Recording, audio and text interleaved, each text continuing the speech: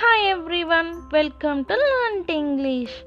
మామూలుగా మీరు అవతలి వాళ్ళతో చాలా సెంటెన్సెస్లో మాట్లాడుతుంటారు కదా, వాటిలో కొన్ని ఇప్పుడు ఇంగ్లీష్లో ఎలా చెప్పాలో నేర్చుకుందాం. మీరు ఫ్లూయెంట్గా ఇంగ్లీష్లో మాట్లాడవచ్చు అప్పుడే. Let's get started. నేను ఎలాగైనా పూర్తి చేయాలి, మనం ఇలా అంటుంటాం కదా. I have to finish it anyway అని ఇంగ్లీష్లో ఇలా చెప్పొచ్చు. నేను ఎలాగైనా పూర్తి చేయాలి, I have to finish it anyway, ఈ విధంగా చెప్పండి. నెక్స్ట్ సెంటెన్స్, ఆమె నా వల్లే పడిపోయింది. షీ ఫెల్ బికాస్ ఆఫ్ మీ. ఆమె నా వల్లే పడిపోయింది. షీ ఫెల్ బికాస్ ఆఫ్ మీ, ఈ విధంగా చెప్పండి.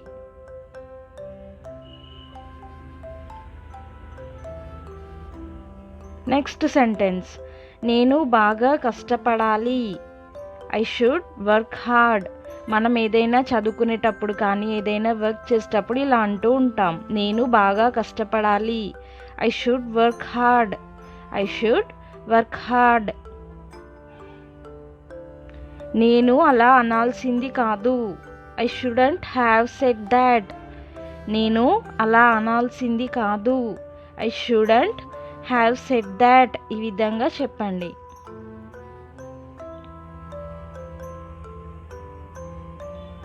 నెక్స్ట్ సెంటెన్స్, నువ్వు ఎవరిని కలిశావు. Who did you meet. నువ్వు ఎవరిని కలిశావు. Who did you meet.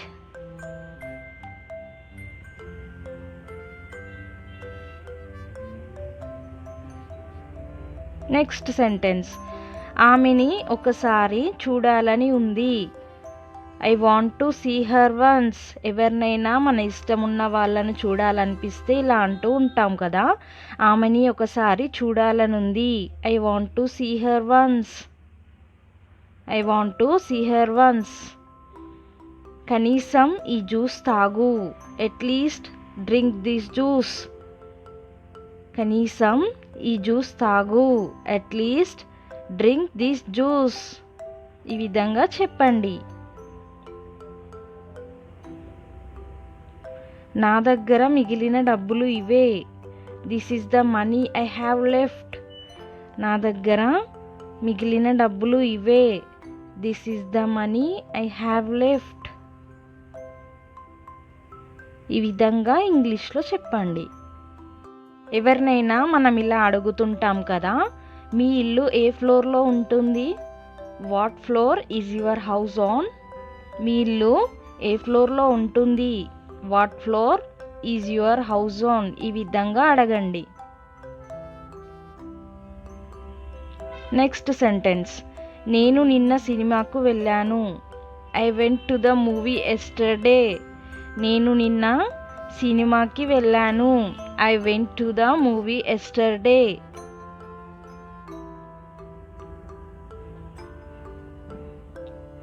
Next sentence, నాకు ఒక ఇల్లు ఉంటే బాగుండేది. మనం ఎప్పుడైనా ఇలా అనుకుంటాం కదా, లేదా అవతల వాళ్ళతో అంటుంటాం కదా, నాకు ఒక ఇల్లు ఉంటే బాగుండేది. I wish I had a house or I wish I had a home అని కూడా అనొచ్చు.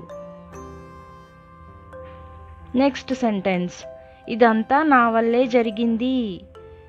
All these happened because of me. ఏదైనా జరిగినప్పుడు మనం ఇలా అంటుంటాం, ఇదంతా నా వల్లే జరిగింది. All these happened because of me. All these happened because of me. Next sentence, ఇప్పుడు టైం ఎంత అయ్యి ఉంటుంది. What would be the time now. ఇప్పుడు టైం ఎంత అయ్యి ఉంటుంది.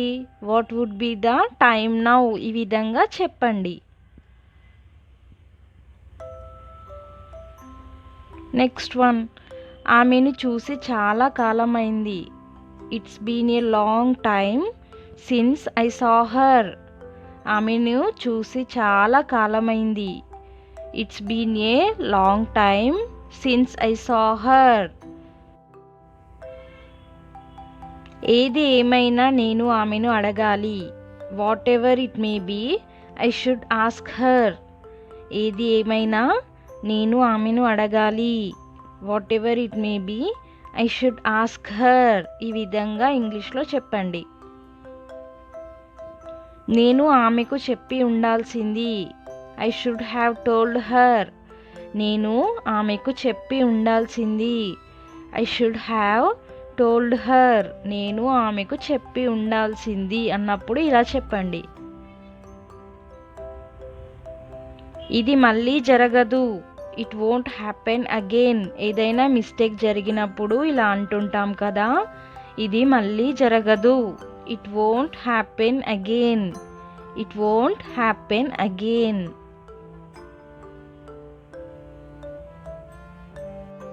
టైం అయిపోతుంది. Time is running out. ఎక్కడికైనా వెళ్ళినప్పుడు ఇలా అంటుంటాం కదా, టైం అయిపోతుంది అని. అప్పుడు ఈ విధంగా చెప్పండి. Time is running out. Time is running out. ఆమెకు మనం ఎంత చెల్లించాలి? How much should we pay her.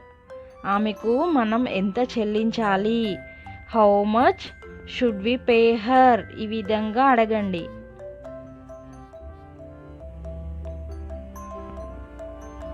బాగా కష్టపడి చదవాలి. ఈ క్వశ్చన్కి ఆన్సర్ కామెంట్ సెక్షన్లో కామెంట్ చేసేయండి. మీకు తెలిసింది నెక్స్ట్ డే రివీల్ చేస్తాను answer. Thanks for watching. Keep learning and keep growing. Thank you so much.